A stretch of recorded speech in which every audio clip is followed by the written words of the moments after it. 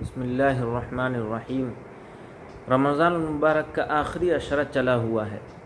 آخری عشرے میں ایک اہم ترین عبادت، اہم ترین عمل اعتکاف ہمارے سامنے ہے، اور اس اعتکاف میں جیسا کہ ہمیں اور آپ کو معلوم ہے کہ معتکف حضرات مسجد میں بیٹھ کر اعتکاف کریں۔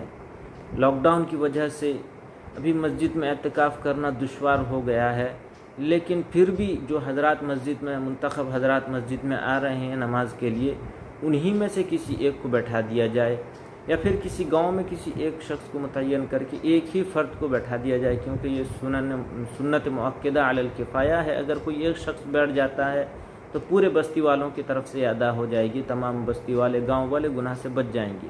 لیکن اس میں ایک بات اور بتانا چاہتا ہوں کہ بعض جگہ ایسا ہوتا ہے کہ اجرت لے کر کرائے پر اعتکاف میں بیٹھاتے ہیں۔ بہت جگہ ایسے مسئلہ پیش آئے ہیں کہ اجرت لے کر، یعنی گاؤں میں گھر گھر گھوم کر کچھ پیسے چندہ کر کے کسی شخص کو اعتکاف میں بٹھایا جاتا ہے کہ تم اعتکاف میں بیٹھ جاؤ تو تمہیں اتنا پیسہ دیا جائے گا۔ اگر وہ شخص اس نیت سے بیٹھتا ہے کہ اعتکاف میں بیٹھوں گا، کچھ روپے کچھ پیسہ ملے گا، تو اس کے لیے، اور جو کرایہ دے کر اعتکاف میں بیٹھاتے ہیں ان کے لیے کیا مسئلہ ہے، بتانا واضح طور سے بتانا چاہتا ہوں۔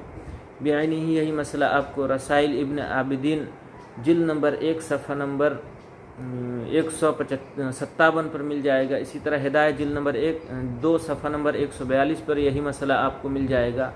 واضح طور سے بتانا چاہتا ہوں کہ کرایہ لے کر، اجرت لے کر اعتکاف میں بیٹھنا بالکل ناجائز ہے۔ ایسا کرنا بالکل ناجائز ہے، جائز ہی نہیں۔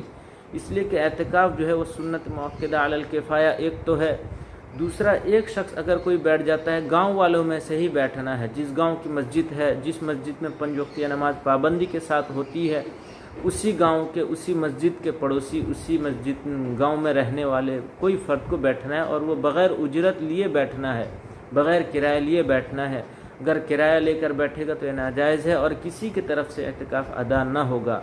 اللہ تبارک و تعالیٰ اس سے ہماری حفاظت فرمائے، اور کہنے سننے سے زیادہ عمل کی توفیق عطا فرمائے۔ وما علینا الا البلاغ۔